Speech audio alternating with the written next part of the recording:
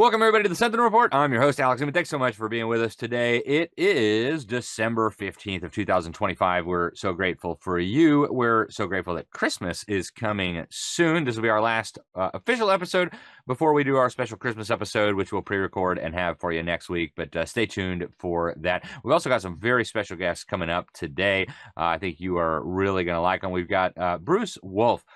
Incredible story this man has. We have some similarities with our childhood growing up in weird places and third world countries.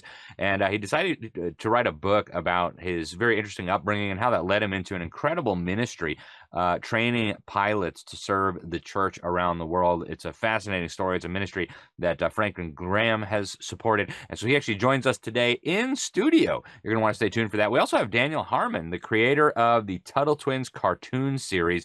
It's taking the world by storm. And unlike the overwhelming majority of the garbage on your TV today, teaching your children the occult, teaching your children left-wing extremism and DEI and critical race theory and porn and all the rest of it, this actually teaches the values of liberty and Christian civilization. So stay tuned for that. You're going to love it. The whole business model of Hollyweird is in trouble, and Daniel Harmon will join us to break down all that. We've also got some important news about what's going on around the world, folks, including what's happening on the immigration front. I know everybody is concerned about that. We've got the rise of paganism. We've got election fraud now becoming a really hot issue. Communist China buying babies in America. Just incredible stuff. So stay tuned for all that and more with Andrew Muller, Chief of Operations here at Liberty Sentinel Media. Before we get to all that, folks, I just want to remind you, we've said this several times over the last few months, but over a third of children in this country are going to end up being the subject of a CPS investigation at some point between when they're born and when they turn 18 years old. This is a massive and growing problem in this country. And even though the vast majority of these families are completely innocent of any wrongdoing, they often say the process is the punishment, right? Where you're worried about the threat of your children being removed from you. And so there's an organization that I have been a member of for a very long time, Heritage Defense, excellent group. It's only for Christian homeschool families, but if you fit that description, I really want to encourage you to check it out. You can find them at heritagedefense.org, heritagedefense.org. And once you're a member, you can call them 24/7. You know, you get that knock at the door. Somebody wants to interview your children without you present. You say, nope, hold on a minute. Let me get my attorney on the phone. They've got attorneys all over this country in all 50 states ready 24/7 to stand with you. And don't wait until the social worker shows up at your door to start thinking about this, folks. Become a member now before it's too late, and check it all out. It's at heritagedefense.org. Joining us today for our news segment is the great Andrew Muller. He is, of course, Chief of Operations here. He's also a contributor at the New American magazine. He's going to be going over to AmFest in just a few days. Andrew, thanks for joining us. Appreciate it. And before we go into the news, and there's a lot of news that we need to share with you, I want to start with John. This is chapter 1, verse 14. The Bible reads, "And the Word became flesh and made his dwelling among us, and we saw his glory, the glory as of the Father's only Son, full of grace and truth." Good reminder as we head into Christmas, when the Word became flesh and made his dwelling among us, folks. God among us, our Emmanuel. Folks, I want to start with the news, and this goes right from that. You know, with the Christmas season upon us, I know a lot of people would say, well, that's not really news. For me, it's important because we have the President of the United States, the President of my country, publicly acknowledging the King of Kings, our Lord and Savior. And you know, this is, of course, what he should be doing, but it's just such a nice change of pace after the transgender celebrations for Easter at the White House under Joe Biden. Here's Donald Trump lighting up the Christmas tree. During this holy season, Christians everywhere rejoice at the miracle in Bethlehem more than 2,000 years ago, when the Son of God, our Lord and Savior, Jesus Christ, came down from heaven to be with us. You're right. Full of grace and truth, he brought the gift of God's love into the world and the promise of salvation for every person and every nation. I personally am very glad to hear the president talk about this. Obviously, the usual suspects are whining Andrew, but what do you say? Is it appropriate for the president of the United States to acknowledge Jesus Christ? Of course it is, Alex. And America at its core is a Christian country. We were founded on Christian ideals, and people who say this isn't significant or important, they need to look to Europe and see what the leaders over there are doing. Actually, Muslim mayor of London, Sadiq Khan, who's a practicing Muslim, had a very similar tree lighting ceremony in London, and they sang "Hark the Herald." And he refused to sing the line "Glory to the Newborn King." He put his booklet down. He looked very uncomfortable. So, for the president of the United States, president of the free world, to embrace that in light of everything that the world's going through, particularly Western Europe, which is also very Christian in its heritage, I think is very encouraging and significant. Yeah, it brings me great joy. And speaking of London, England, or England Stan, we might start calling it soon enough. Yes, obviously Islam is on the rise, but alongside Islam, you have a massive growth in, drumroll please, paganism. Exactly what we've been warning about, folks. The West is being repaganized as we speak. And according to the census, there's been a 30% increase in paganism just since 2011 in the United Kingdom. That's according to this report from the Institute for the Impact of Faith in Life. It is the most popular, they're saying, spiritual destination for people, quote unquote, dropping out of Christianity. Now, Paul tells us that we know they went out from among us because they were never of us. So, no, they weren't Christians who became pagans. That's obviously an oxymoron. But, folks, this is a big thing, right? As phony Christianity is demolished across the Western world, in comes paganism, in comes Islam. And if you want to live in a pagan or a Muslim society, there's lots of them around the world. I encourage you to check out the free sample before you irrevocably transform your country, and then there's no way to go back.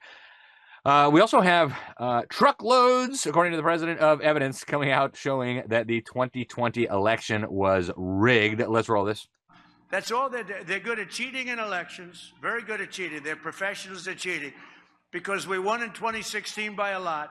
The election was rigged in 2020. We have all the ammunition, all the stuff, and you'll see it come out. It's coming out in truckloads. And California's election, New York also, but California more than any other place is so rigged. It's such a rigged election. You know, we won the Hispanic vote. So a lot of people say Republican wouldn't win California, but I won the Hispanic vote. I won in Miami. Think of that. In Miami, I won the Hispanic vote. Along the Texas border, I won every single city or town touching the Texas border. Oh, man, we've been hearing for years about the election fraud, and I'm convinced that election fraud is real. It is massive. It is systemic. But, we keep hearing that it's all going to be fixed soon. Andrew, I don't know. What do you think? Should we be holding our breath while we wait, or what do you say? Well, nothing actually has happened to fix our elections. We haven't had any sort of changes. So I think it's really important for Donald Trump to continue to, bang this drum. We need to pass election security measures. You have to be able to show your ID. I was actually just in New York, Alex, which the president's mentioned. And there was mass fraud in the mayoral election when Zoran Mamdani was elected. One of the Republicans there I was talking with at the New York Young Republicans Christmas Gala, he said he saw a report where people were coming into New York and voting out of state, and they got on video and they were bragging. I didn't have to show my ID, so I came and voted for Zoran Mamdani in New York City. So this kind of stuff is happening all across our country, and yet we haven't seen any sort of significant moves towards election reform. And I think the easiest way to do it is just mandate ID to vote. If you're not a citizen, if you don't live in that state, if you're not a constituent, you can't vote. That would be the simplest and most easy security we can do, and that hasn't been instituted nationwide yet. Yeah, we got a lot of work to do on this. I mean, Tina Peters is still sitting in jail in Colorado. Right. I hope that will be fixed soon. I actually sat next to Sidney Powell last week. I was in Dallas for the Eagle Forum Summit, and she had some great ideas on stopping the vote fraud, on freeing Tina Peters. Frankly, I'd like to see her as Attorney General. So, Trump staffers, if you are watching, please let Donald Trump know that Sidney Powell's got some really, really good ideas on all of these election issues. And of course, Mike Lindell always got lots of good ideas on this as well. Grateful that he's running for governor. This really bothered me. As people who watch the show regularly know, I voted for Trump. I think he's done a lot of great things, but this really was strange for me. They just approved now the sale of very advanced NVIDIA microchips to the Chinese communists. Now, for me, this is especially disturbing because we've been told now for almost a year that we had to keep letting AI go wild. We had to keep investing money into AI. We had to keep stopping any kind of state efforts to protect us from the excesses of these technocrats because otherwise the communist Chinese are going to win the AI race. And now we're going to let them buy some of our most sensitive, most advanced AI technology. I don't know. Just somebody make it make sense, please. It really is bothering me. So I don't know what we do with this, but it really, I think, is very dangerous. They've already got enough of our technology. We don't need to keep selling it to them, folks. This is not a good idea.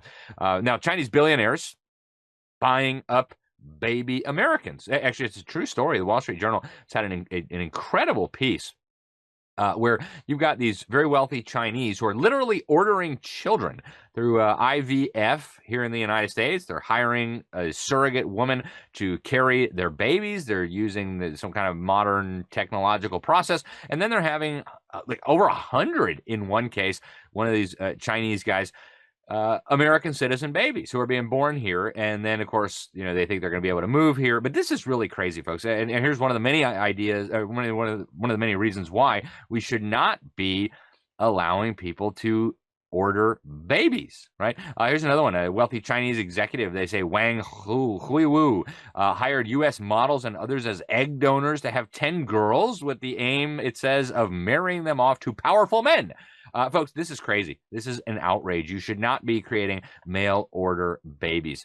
Meanwhile, Elon Musk posted a really interesting video on his X arguing that there is a white genocide coming and that people are openly supporting it. And at first I was like, really? And then I watched the video. I was like, no, they really are actually calling for murdering people, including babies, based on their skin color. Listen to this.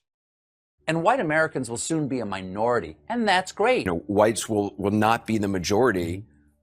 I mean, it's an exciting transformation of the country. It's an exciting evolution and progress of our country. We are going to be a white minority very, very soon. I'm okay with that. If things are so bad, as you say, with the white working class, don't you want to get new Americans in? America is going to look very different in 100 years. You're not going to be able to tell you're black, you're white, you're Hispanic, you're Puerto Rican, whatever. It's going to be very complex, and I think ultimately that's going to be good.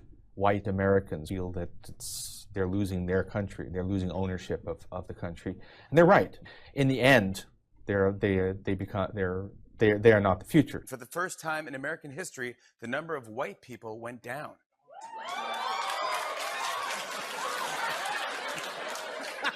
White population is declining for the first time in history in America. White people will not be the majority in the country anymore. This will be the first generation ever in American history in which whites will be a minority. Treason to whiteness is loyalty to humanity. To abolish whiteness is to abolish white people. White people are committed to being villains in the aggregate, right? We got to take these motherfuckers out.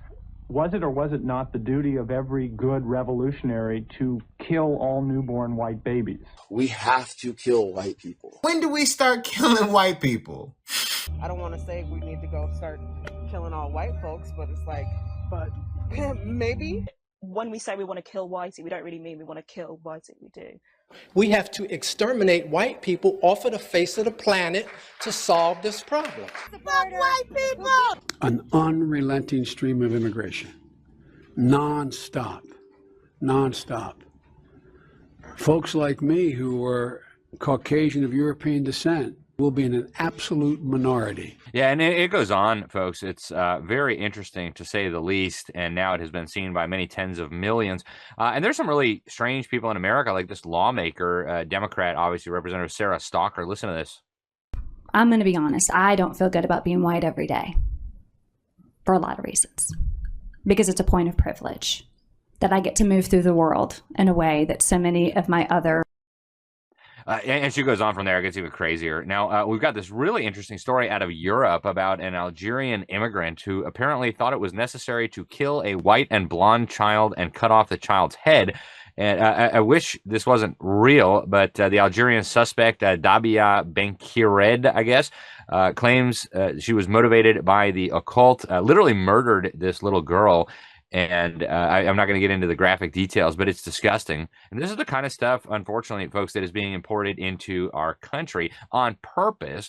If you go to Minnesota, new details now, almost every Somali household in Minnesota that has children is on welfare. More than 80% of the Somali refugees in Minnesota are on taxpayer-funded welfare. That's according to new data from the Center for Immigration Studies.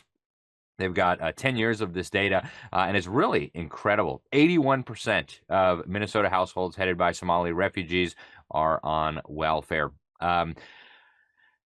Trump's making this a big issue, but we'll see where it goes. But there are still some really bright spots. Christianity is alive and well in Moscow, Idaho. There's a lot going on there. I want you to hear the Logos School, their choir singing.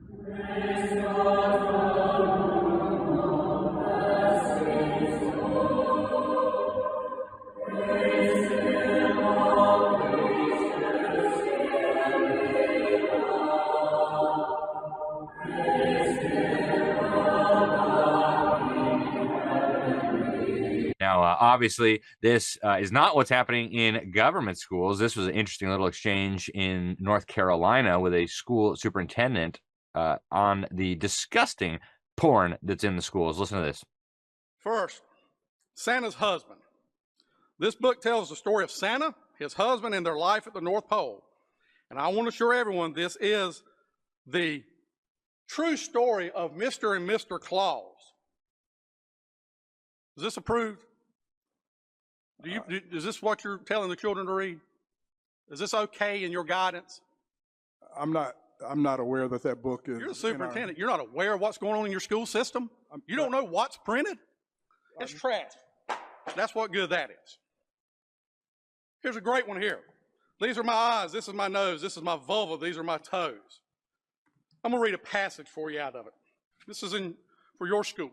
Because it gets too graphic, folks. It's just absolutely disgusting what they're exposing our children to, and it needs to stop. We've got a lot more news. Some of it we're going to have to hold over for next week, but a huge win for the conservatives in Chile. We'll have more details on that for you next week. Andrew, before we go to break and our first guest, I mean, what do you make of what's going on with the mass immigration, with the so-called education of our children? What do we do with all this?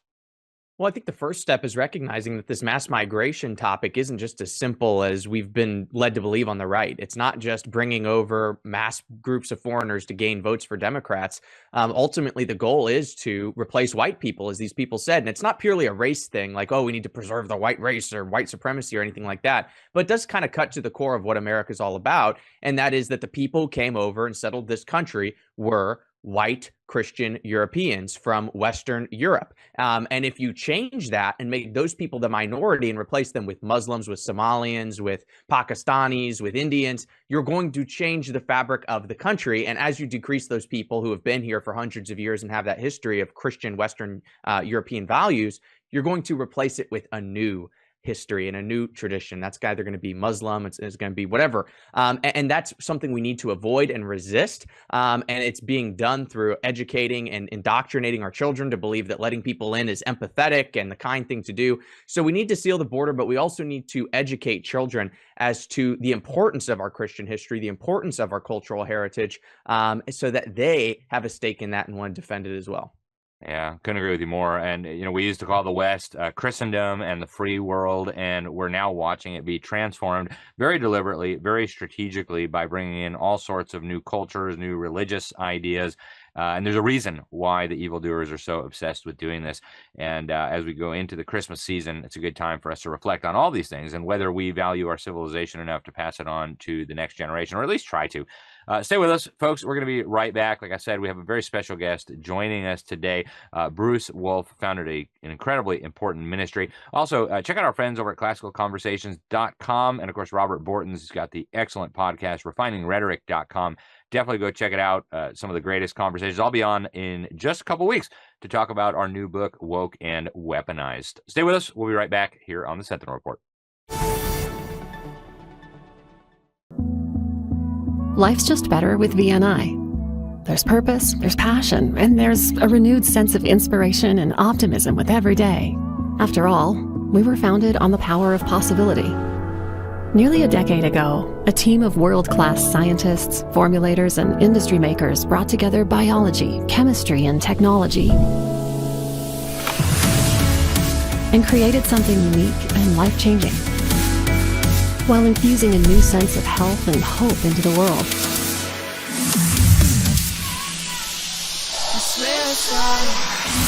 With every product comes an empowering opportunity to take charge of our destiny. One where we feel rejuvenated and energized, and everything else around us feels lighter, brighter, and full of promise. Let's live victoriously, together.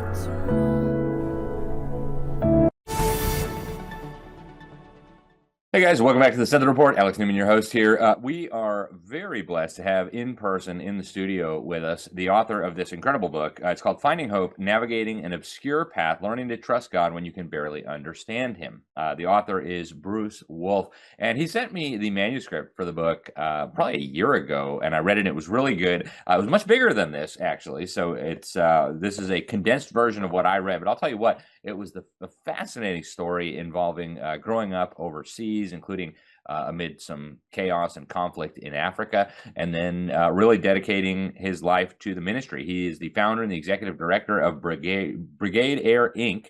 He's the son of missionaries to Africa, and he's been flying airplanes all over the world, teaching pilots all over the world to serve the church. And just an absolutely incredible story with a lot of great lessons. Bruce, thanks for being with us. Really appreciate you coming in. Great to be here. Thank you. So, Bruce, part of your childhood was spent in Africa, I guess, one of the very areas that right now is in the news from a lot of conflict. Talk a little bit about that upbringing in a strange foreign land. Well, we landed in Lagos, Nigeria in 1965 or 6. And anybody who knows their history of Nigeria, the Biafran War started about mid-1966. So the timing was a little bad. So the shooting started, and over the next few years, there were actually assassins sent onto the campus where my father was he was in charge of the Salvation Army Training College there. So he was the principal of a Bible school. And twice they sent assassins in our last 3 months of living and looking for my dad. And twice our night watchman caught him, second time killed him. And he was a Fulani assassin sent looking. So that was our cue to start packing our stuff, and we wound up evacuating in 1967. Wow. And eventually you guys came back to the U.S., and your dad worked, like you said, for the Salvation Army. Talk to us about what it was like to grow up as the son of a missionary family.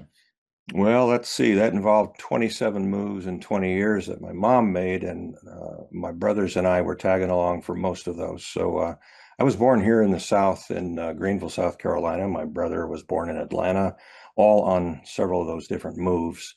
And we wound up going to England first. We were there for less than a year. My folks did some pre-field training with the Salvation Army, but we sailed on the original Queen Elizabeth from New York Harbor to Southampton and London. And that was in March with the Arctic gales and all of that, crossing the ocean. So back in a day when they didn't have the auto stability on the ship. So it was real interesting. Living just near where Charles Dickens lived and wrote from in South London, and actually visiting some of the places I didn't appreciate as a child, where Dickens, where all that writing came from.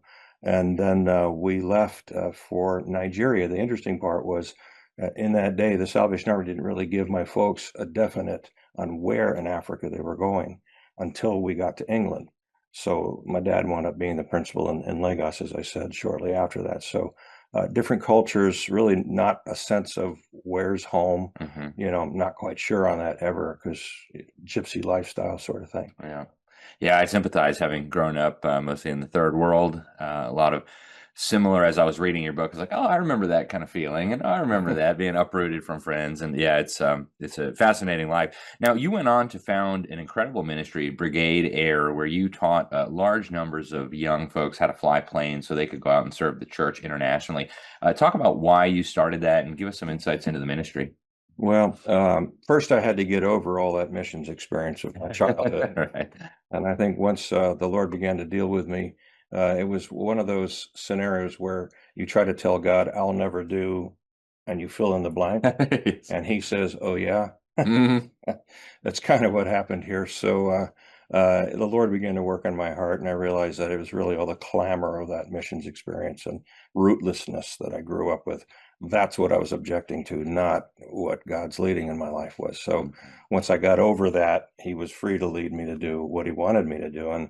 And I opened myself up to that by, after college, going back to Africa on my own, which happened to be somewhere else you've been, which was Johannesburg and South Africa. And I spent a fair amount of time at Swaziland. It's not called Swaziland anymore. Yeah. I'm getting old, so when the country changes its name, you know. Eswatini, I think it is now. Yeah. Eswatini is it? Yeah. So it was while I was there that the Lord began to really open doors and lead. And so I yielded and said, Lord, I'll do whatever you want. I'll even become a missionary if that's the thing you made me for. And so once I got over the hump of all these hangups, I realized that God had made me specifically for a purpose. I didn't know what it was yet, other than to serve in missions. So married, kids, and then the direction refined even more. And I wound up going to Moody Aviation as a student to learn how to fly, became a private, an instrument, and a commercial pilot at Moody Aviation in East Tennessee, and then went out to serve with United Indian Mission in Tucson for 6 years, flying in and out of the Sierra Madres Mountains in Mexico. Yeah. So, and I hope those cool stories made it into here, because there was some fascinating stuff that you shared about that. And I know one of the folks, or one of the ministries that supported your ministry, was actually Billy Graham's operation. Can you talk a little bit about that? So Franklin Graham, that's in the story too, and in the book, ran across him because he was actually receiving flight instruction at Moody Aviation at the same time that I was back in the 80s. And he was not a student at Moody Aviation, but he was already running Samaritan's Purse out of Boone, North Carolina, which by airplane is about a 10-minute flight. So East Tennessee, Elizabethton to Boone, North Carolina. And I was minding my own business, working in the hangar there after I had started at Moody, and his airplane taxied up to the hangar. And I was unfortunate enough to recognize there was a fuel leak under the wing of the airplane he was taxiing. And because I discovered the problem, the shop manager said, well, now you can go fix it, which involved laying underneath that airplane with avgas running into my armpits for about a half an hour. Oh, wow. I'm just about getting over it now. So that was in 1980, I guess 87, 88, something like that. And we started a conversation at the time, and he's been supporting in one way or another pretty much ever since then. So first was to a brother of mine who was serving in Senegal, West Africa, and a tragedy had happened there. He took all the notes on that tragedy, and Samaritan's Purse took care of that need.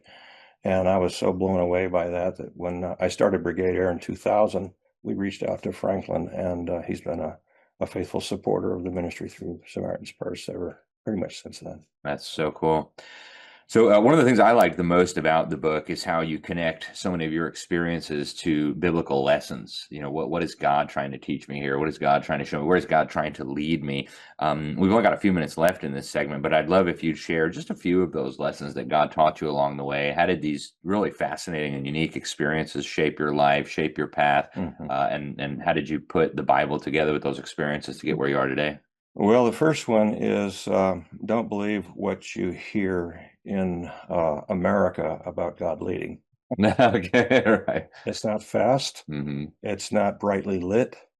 It's, as Psalm 119, 105 says, thy word is a lamp unto my feet and a light unto my path. Well, the kind of lamp David had in mind in that psalm was with a flame about that high. If you run with something like that, you're not only going to trip over something and break your neck, but you're not going to see where you're going.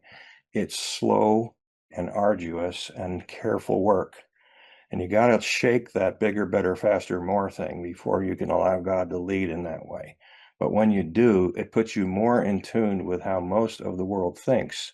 The way Jesus wrote and the parables were in an Eastern mindset, not a Western mindset. It's more cyclic, it's more relational. Here it's linear and it's fast. Okay, so in order for God to lead, you got to slow down the pace. The word meditate comes in because then you're chewing like a cow chews its cud, and you're soaking and digesting, and you're slowing the pace down. God can lead through that. And then you'll find that most spiritual growth as God leads is throughout the Bible is described as it's botanical growth. It's the way a plant grows, the way an acorn goes into the ground. We don't watch what happens, but goodness, the acorns are grown, an oak tree that split granite lids off of graves after some years. A lot of power there, but you got to do it in his time and in his way. You got to slow the pace down. You got to seek him the way, let's say, a pilgrim's progress, the way Christian sought him. It was arduous, it was slow, it was careful steps at a time. And then you look back and you realize what that Psalm 119, 105 meant the whole time. A lamp unto my feet is static. That's standing still. It becomes a light unto my path when you move and you trust and you take a risk on God in what he's leading you instead of chickening out. You take a step and then you look behind and you see this crazy path where he led the whole time. So one is static, one is dynamic, but you can't have that guidance in your life unless you take those small steps of obedience. That's fantastic. And God eventually led you into founding this ministry that's still operating today, still doing phenomenal work. Talk for just a minute, if you would, about that ministry. Tell us about Brigade Air. What are you guys still doing today? How are you glorifying God through that ministry? So we started in 2000, and the first summer we had 3 camps in 3 states, 3 different corners of the country. Second summer there were 5. I was running all of them. And the first summer 3, second summer 5, third summer was 11. And I began to pray seriously because as a flight instructor, being in new aircraft in different parts of the country with different wind patterns and different aircraft and working with different camps with different food and different bunks and different kids is kind of a suicide mission. So it was dangerous and I was exhausted. I began to pray and I said, Lord, you got to do something here. Well, year 4 was 15 camps, but I only ran 3. Okay. And the following summer was even more, but I ran 1. So God was bringing partners alongside. Volunteer aircraft owners, volunteer pilots, and funding was coming from some sources I could not have anticipated. And so in all, we've had now almost 200 of these camp weeks in 21 states and 6 foreign countries with over 4,000 kids, never had an accident or injury. And that is a huge praise to God. As in Psalm 4 verse 8 says, for safety comes from you alone, O Lord. And we do our part, we do our best, we follow our nose, but then we take the risk on what God has told us to do. And we've had a perfect safety record in half the states of America and 6 overseas places. So what we're doing right now is I have become more of a consultant, and we're doing speaking engagements and writing. And the book that you mentioned, of course, is just about to come out on January 14th by Fidelis Publishing. It's my memoir, but it's wrapped around these principles of how God has led. I'm trying to encourage folks that even with the crazy stuff going on around us politically, in the church, globally, what's happening, that's kind of your bailiwick. That God still leads and guides, and he wants to use us, and he had a plan and a purpose when he made us. Did he ever lead you wrong? Not so far. No, praise the Lord. I knew the answer to that. So that's fantastic. Bruce, the book is called Finding Hope, Navigating an Obscure Path, Learning to Trust God When You Can Barely Understand Him. I'll tell you what, I really enjoyed reading this. I'm looking forward to rereading it now that some of the parts have been removed. It's shorter. But yeah, no, I really appreciate it, Bruce. Thank you for joining us today. Thank you for coming in. What's the best place for people to get a copy of this if they want to buy one? Anywhere that books are sold, you can go to. It's been on Amazon for several months now. But there are discounts at faithfultext.com. That is Fidelis Publishing's purchasing website. So faithfultext.com for discounts in bulk, but Amazon, it's up there too. Excellent. Well, thank you very much, Bruce. Appreciate you coming in. Thanks, Alex. All right, folks, stay with us. We'll be back after these quick messages. In 1776, a nation was born, forged in the crucible of revolution. Brave men and women stood together fighting for freedom, liberty, and the pursuit of happiness. Throughout history, the spirit of patriotism has prevailed. The battles may have changed, but the values remain the same. Today, in 2024, we find ourselves at a pivotal moment where the call for unity, freedom, and a better future echoes louder than ever. Introducing Patriot Mobile, the wireless carrier that stands with you we are committed to supporting the values that make our nation great. With affordable plans and reliable nationwide coverage, Patriot Mobile is not just a wireless service. It's a call to action for those who believe in the American dream. Because this year is not just any year, it's the most important year since our nation's founding. Choose a wireless carrier that shares your values. Choose Patriot Mobile. For free activation, use promo code Newman. Welcome back to the Sentinel Report. Folks, my children have been watching a cartoon and reading some books for a while now. And I'll tell you what, I've got 6 children, and even the little baby loves it. It's just phenomenal, phenomenal content. I'm referring, of course, to the Tuttle Twins, an incredible book series, an incredible series of cartoons that are not just fun, but really educational. And I mean in the most real sense possible. Like, they're learning some of the great legacies of great people like Frederick Bastiat and authors like Ayn Rand and some of the great thinkers and some of the great ideas. And they're learning about liberty, not in like a cheesy propaganda kind of way, but in a natural, organic, and fun way. And joining us today, we have the creator of the Tuttle Twins. His name is Daniel Harmon. He not only is the creator of the Tuttle Twins TV show, he's also co-founder of Angel Studios, which you've almost certainly heard of. It's like the good alternative to Netflix, maybe is a good way to describe it. But Daniel, thank you very much for joining us. Really appreciate you coming on today. Thanks for having me on. Absolutely. So you guys have the next season of Tuttle Twins, season 4, coming very soon. Let's start with that. What is Tuttle Twins for those who haven't heard of it yet? Why did you decide it needed to be done? And how do people watch season 4? Yeah, so Tuttle Twins started as a book series by Connor Boyack and Elijah Stanfield, and it teaches kids principles of freedom and economics. And so we, myself and my business partners, we partnered with Connor to make the book series into a cartoon, into a TV series.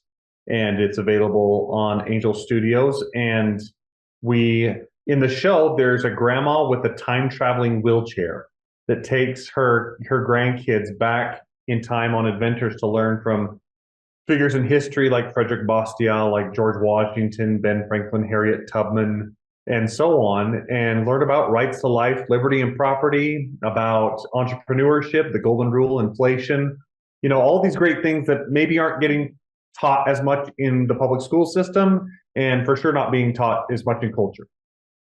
Yeah, and you guys do a really good job of integrating these topics. Inflation Monster was definitely one of our favorite episodes. I've been trying to teach my children about inflation for a long time, and that was a very helpful resource. We have a preview for season 4. I want to roll that real quick, and then we'll come right back. Oh, what happened? I'm a mushroom? And I'm a celery? Where are we? We're in our fridge!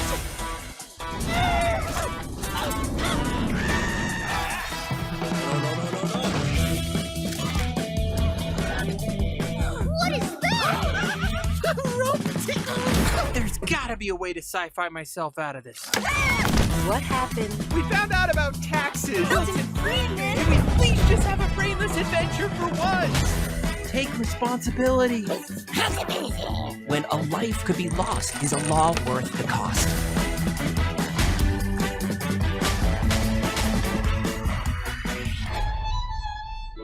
For the off-flooding!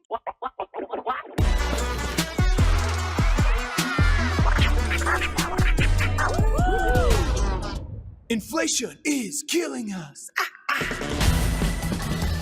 Medic, stop drinking rocket fuel! How could things get any worse? We're being invaded! Any last words? Yes, I'd like to say that given the freedom to innovate, people can do amazing things. Babies are blessings. I hope Ethan and I have 9 to 12.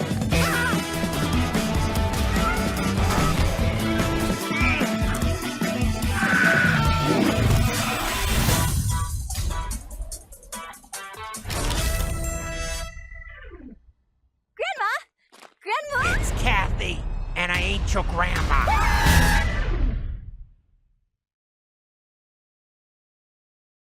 That's some really, really great stuff, Daniel. So I understand in season 4, you guys are tackling some very sensitive subjects, overpopulation. That'll be exciting. Merit versus equity, creative destruction, the dangers of equity, the food industrial complex. This is really exciting. And I want to ask you just kind of a big picture question. Like, how do you guys decide what issues you need to tackle and what goes into trying to make them fun and digestible for children? So a lot of the starting point for what issues we're going to teach is with the book series itself. So Connor Boyack and Elijah Stanfield, who wrote the original book series, they've done a really good job of taking things like rights to life, liberty, and property and inflation and making them understandable for an 8-year-old. And then, so it starts there. Then we listen to our audience. What are some of the things that they want to hear? We're now, into releasing season 4. And so we built up a pretty good audience that kind of lets us know this is what I'm looking for with my kids. And then we also run across things, in the news and at different points where we just kind of write things. Oh, it'd be fun to kind of, touch on this food industrial complex thing, or maybe merit versus equity. Like they kind of just organically come up in the creative process. And then we always, Connor and Elijah, they're executive producers on the show. So they're always helping us ensure that the teaching is consistent with the values that they've established with the Tuttle Twins books and are helping us make sure it's also clear. So that's very helpful. Yeah, and you guys do a really good job. And I've noticed there's, a lot of families in support of this. You guys have something of a different business model than, say, Cartoon Network or whatever. You guys have done a lot of crowdfunding. Talk to us about how you made this possible and what has been the response from kind of the mainstream American family. Yeah, so we raised enough money to create the first episode, what you'd call a pilot for a TV series. And we didn't even get it to full animation. We just made it into a collection of storyboards and temporary voices and music and edited those together. But it was enough that people could get the idea of where we were going. And then we showed that to our audience, and we did crowdfunding for it. In fact, we were able to break the record for the largest crowdfunded kids show of all time when we did it. And so we were able to raise, I think it was over $3 million to fund the entire first season. And a lot of people, as they were investing in the show, they were like, I don't even care if I ever get my money back. I just want this to exist for my kids and for my grandkids. And so that was really encouraging to see how much people were bought into the cause. But now, for the ongoing sustainability of the show, the Angel has the Angel Guild. So these are the people that subscribe monthly to be able to get early access to all of Angel's content. And what I mean by that is they are actually playing the role that a traditional Hollywood executive would play. So usually a film or a TV series is greenlit by maybe a handful of people in Hollywood, and that's it, right? But in this case, with the Angel Guild, everything that we make, every episode of Tuttle Twins that we put out has to first be shown to the Angel Guild. And they say whether or not this is a story that amplifies light. That's Angel's mission, is to create stories that amplify light. And then how disappointed would they be if it was never made? And as long as we pass with the Angel Guild, then it can go onto the platform. So they're really the ones that are greenlighting all of the episodes that we make and all of the movies and TV shows that go on to Angel. And so it's kind of taking the power and giving it back to the end user, the actual viewers, rather than it having all be concentrated in a few executives that maybe live in their own little bubble and their lives maybe don't reflect the values of the people who are watching. Yeah, and I feel very blessed to be an Angel Guild member, and of course, I'm also an investor in Angel Studios. We'll talk about that company. It's fascinating what you guys are doing there. But I mean, the whole model is different, and we've had a bunch of people on this program who've argued that entertainment is moving in a different direction, and just in response to market pressures. People are tired of the woke Hollywood garbage. People are tired of the diversity, equity, inclusion, critical race theory, ESG, everything. What do you think? I mean, are there enough, families and regular Americans interested in this kind of content that there is a bright future for this? I think so. I mean, based on the fact that Angel now has over 1.6 million guild members, that's very encouraging. And again, that's the primary source of revenue for Tuttle Twins TV show. That's the reason we're able to now, continue to make the content, is because we've got essentially the financial backing of that Angel Guild. And they're also, again, the ones watching stuff and making sure that we're doing it the right way. And so there's clearly a hunger for this. In the terms of Tuttle Twins, some people are like, oh, it's a political show. Oh, you're teaching kids these concepts too early, all those kinds of things. Well, really what we're doing is just providing a resource for parents to pass their values on down to their kids. Every parent wants to teach their kids their values. This just happens to be a show that aligns with much more of middle America's values, and that's what they're using as a resource to teach their kids. So we've always created this show as a co-viewing experience where hopefully parents are sitting down with their kids and watching as well. And there's jokes that go right over the heads of the eight-year-olds and just land right in the lap of the 35 to 45-year-olds, and really resonate for the parents so that they actually enjoy watching the show. And then the dinner table conversations can happen, right? What is inflation? Where is it coming from? What's this thing called entrepreneurship? Okay, how does free speech work? All these kinds of things are really helpful for people to kind of be talking about in their own families and not just being like, well, that's school's job. Yeah. And I'm very grateful that more and more parents are supplementing the quote unquote education of their children with these kinds of resources. I know Connor's been big on that as well. Really, folks, your children are not going to hear this stuff in their local government school. They're not going to hear it from the Cartoon Network, but it's really, really good information, and it's really entertaining, as he said. Daniel, where do you think the industry is going? I mean, obviously, there have been huge changes, both in terms of like just the way people access content, but also in terms of what consumers are looking for. I mean, we've seen Disney flop with a bunch of their recent releases. I mean, they're losing large amounts of money on some of these woke movies. Where do you think the broader industry is going in the years ahead? I think there's been enough pushback from audiences, like you said, on the woke stuff being pushed into content, that especially when it comes to kids programming, there's a high level of sensitivity with parents now with that, where they'll just basically be like, we're going to skip that one. We're not going to go pay to go to the theater if that's what's going to be baked into the content. And so it's encouraging to see that side of things. But then also the industry has pushed the ratings kind of to their extreme, where PG-13 movies have gotten harder and harder, to where PG is kind of landing in more of a spot where the PG-13 was, especially as far as like box office revenue goes. Like the PG movies are the ones that are the most predictable box office performers. And so I think that's a really encouraging thing too, where people are not only thinking about like, what are the messages that are being driven in this, but like, gosh, how much stuff are they actually putting in this overall? Just like how much violence do you need? How much swearing? How much sex? All these kinds of things.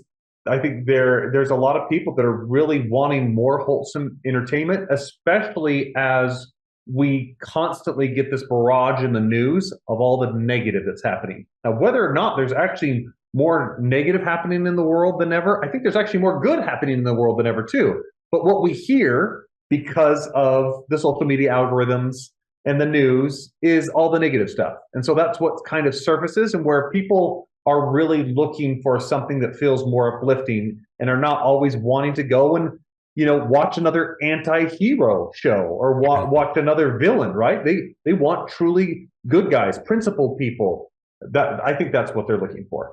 Yeah, it sure seems like it. I mean, if you just look at the growth of organizations like Angel Studios, if you look at all the different options that are popping up now, Angel Studios is certainly not the only place where Christian content and family-friendly content is now coming from.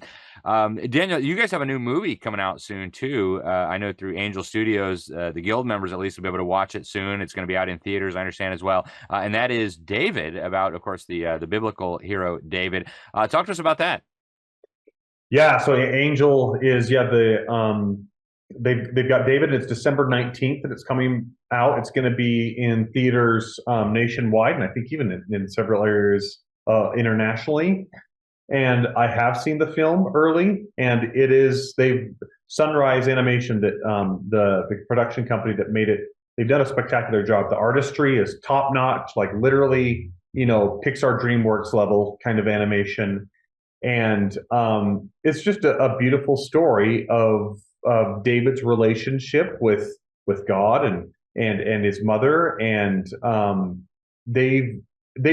think they've made a classic. That's really what I think it is. It's a really, really great film. Lots of great voice performances, a ton of great music. The way they've done Goliath is amazing.